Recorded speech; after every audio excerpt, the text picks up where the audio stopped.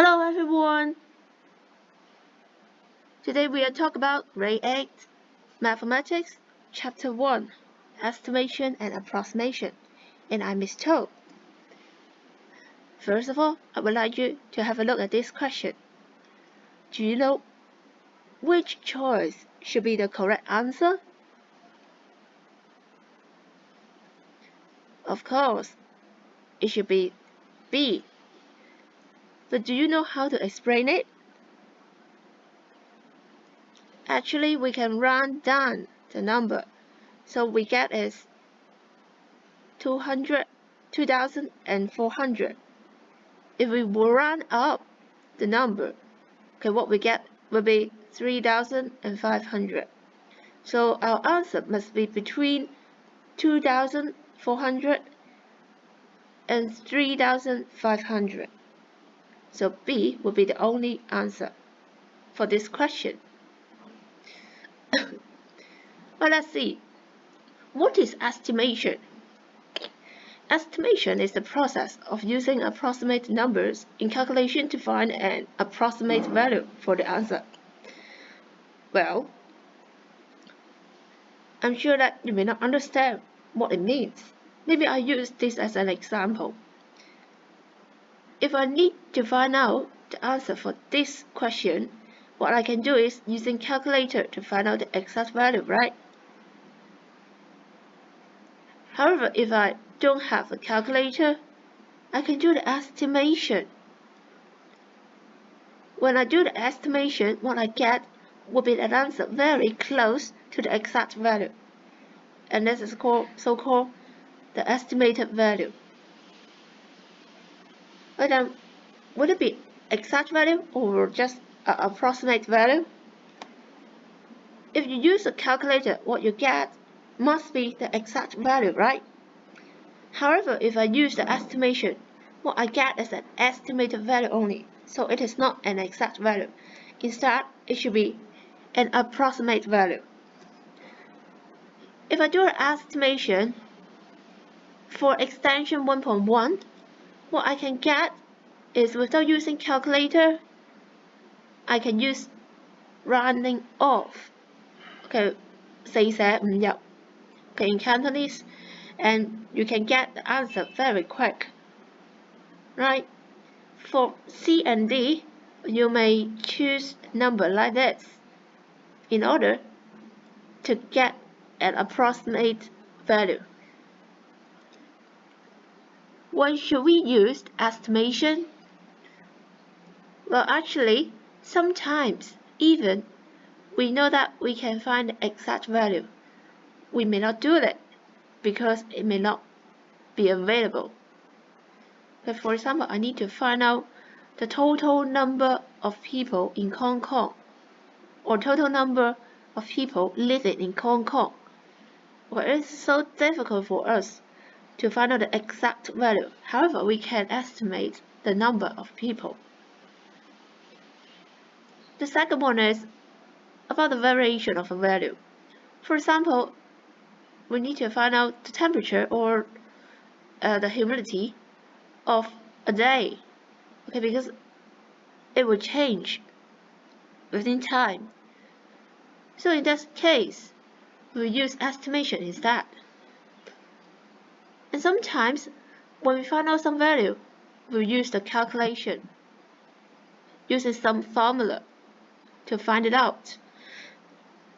I give you an example. If we need to find out the volume of a ball, we need to find out the radius of the ball first. However, when we measure the length of the radius, it may not be the exact value because when we measured it, it is only an estimated value, okay, not exact value. So what we get is also an estimated value as final. Or sometimes we will do the presentation using estimation in order to get a better understanding. For example, I have 1 billion and I got $2 billion next year. Okay, actually, it may not be an exact value. Okay, 1 million is not the exact value, but it would be easier for us to understand what I mean, right? I do not need to give you the exact value of money, amount of money I got. Okay, I just give you a approximate value is enough. Okay, and the final cases, we may need it in calculation for simplification. Okay, for example, when we're finding out the circumference of a circle, we would like to use pi. Okay, and pi can be expressed as 22/7 for easier calculation.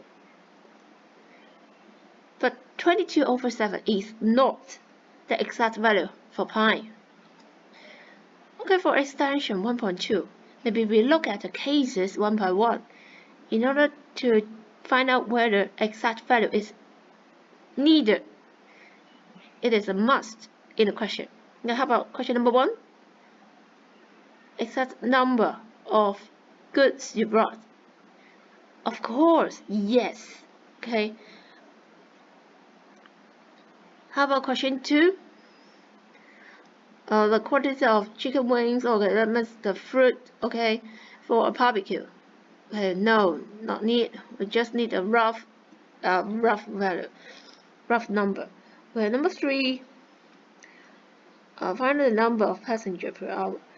Maybe we just need to know how many. Okay, not exact value, but approximate value in this case.